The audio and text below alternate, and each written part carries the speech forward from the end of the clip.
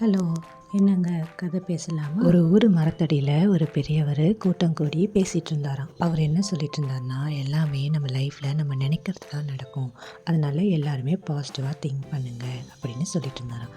இந்த கூட்டத்துலேருந்து கேட்டவர், அப்படியா ஐயா, அப்படி பாசிட்டிவாக திங்க் பண்ணால் நடக்குமா, எங்க எனக்கு அதை உணர வைங்க அப்படின்னு சொன்னாராம். அதுக்கு இவர் சிரிச்சுக்கிட்டே, அப்படியாப்பா, உனக்கு பிடிச்ச சாப்பாடு பேர் சொல்லு அப்படின்னு கேட்டாராம். இவர், சாப்பாடை விட எனக்கு பாயாசம்னா ரொம்ப பிடிக்கும் அப்படின்னு சொன்னாராம். சரிப்பா, அப்போது நீ நாளைக்கு 6 மணிக்கு வாங்கிட்டே பாயாசம் குடிப்ப அப்படின்னு சொல்லிட்டு கூட்டத்தை கலைச்சிட்டு ஒரு சிரிப்பு சிரிச்சிட்டு போயிட்டாராம். இதை கேட்ட அவருக்கு, என்ன இவர் அப்படியே நார்மலாக நாளைக்கு நம்ம 6 மணிக்கு அடி வாங்கிட்டே பாயாசம் குடிப்போம்னு சொல்லிட்டு போயிட்டாரு. அப்போது நம்ம நாளைக்கு இந்த ஊர்லேயே இருக்க தேவையில்லை, நம்ம எங்கேயாச்சும் போயிடலான்னு சொல்லிட்டு விடிய காலையிலே அவர் சாப்பிட தேவையான எல்லாத்தையும் எடுத்துக்கிட்டு ஒரு காட்டுக்குள்ளே போய் ஒரு அடர்ந்த மரத்து மேலே ஏறி உட்காந்துக்கிட்டாராம். காலையிலேருந்து அங்கேயே அவர் உட்காந்துட்டு இருந்தாராம்.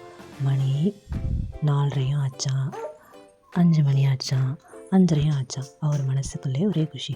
அவர் என்னை பார்த்து நாளைக்கு 6 மணிக்கு அடி வாங்கிட்டு பாயசம் கொடுப்பேன்னு சொல்லிட்டார் இல்லையா, இப்போ எப்படி நடக்குதுன்னு பார்ப்போம், இன்னும் கொஞ்சம் நேரம் தானே இருக்குது அப்படின்னு சந்தோஷப்பட்டுட்டு இருந்தாராம்.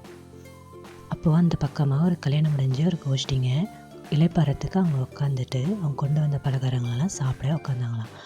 அந்த காட்டில் அப்போ ஒரு சலசலப்பாக பார்த்தா திருடங்கள்லாம் வந்துட்டு இருந்தாங்களாம். இந்த கல்யாண கோஷ்டிக்காரங்க தேவையான பொருட்கள்லாம் மட்டும் எடுத்துக்கிட்டு அங்கே மற்றது எல்லாத்தையும் விட்டுட்டு ஓடி போயிட்டாங்களாம். இங்கே வந்த இந்த திருடங்களுக்கு ஒரு ஏமாற்றமா, சரி இந்த பாயசத்தையாவது குடிப்போம் அப்படின்னு சொல்லிட்டு குடிக்க போகும்போது ஒருத்தர் சொன்னாராம், நம்ம இந்த பாயசத்தை குடிக்க வேணாம், நம்ம திருடங்கன்னு தெரிஞ்சு இதில் யாராவது விஷம் கலந்துட்டு போயிருக்கலாம், ஏன் அதை நம்ம சாப்பிட்றோமா இல்லையா கூட பார்த்துட்டு இருக்கலாம், அதனால் நம்ம டெஸ்ட் பண்ணிட்டு தான் இதை சாப்பிடணும் அப்படின்னு சொன்னார். பேசிகிட்டு இருக்கும் போதே மேலே மரத்தில் இருந்தவர் தும்பிட்டாராம். அப்போது இந்த திருடங்கெல்லாம் கீழே இறங்கி வா அப்படின்னு சொன்னாங்களாம். இவரும் பயந்துக்கிட்டே கீழே இறங்கி வந்தாராம். இந்த பாயசத்தை குடி அப்படின்னு சொன்னாங்களாம். இவர், இல்லை நான் குடிக்க மாட்டேன் அப்படின்னு சொன்னார். இப்போ இதை குடிக்கிறியா இல்லைன்னா அடி வாங்குறியா அப்படின்னு எல்லாரும் சேர்ந்து கேட்டாங்களாம். இல்லை நான் இப்போ குடிக்க மாட்டேன்னு சொன்னாராம். அப்போது தலைவர் என்ன சொன்னாராம், எல்லாரும் சேர்ந்து இவனை அடிங்கடா அப்படின்னு சொன்னாராம். உடனே எல்லாரும் சேர்ந்து அவரை செம்ம அடி அடித்தாங்களாம். அடிச்சிட்டு இருக்கும்போதே தலைவர் மறுபடியும், இப்போ அவன் வாயில் இந்த பாயசத்தை ஊற்றுங்க அப்படின்னு சொன்னாராம். உடனே எல்லாரும் சேர்ந்து அவன் வாயில் பாயாசத்தை ஊற்ற இந்த பக்கம் கோவில் மணி டிங்குன்னு 6 மணி அடிச்சிச்சான்.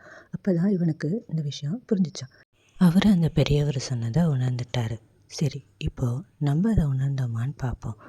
நம்ம எல்லாருமே இந்த தப்பு பண்ணுறோம். எந்த விஷயத்த நம்ம பார்த்து பயப்படுறோமோ அது இப்படி நடந்துருமோ அப்படி நடந்துருமோன்னு சொல்லிட்டு அது தேவையே இல்லாமல் ஒரு பவர் கொடுத்து நம்ம அதிலே தான் இருக்கோம்.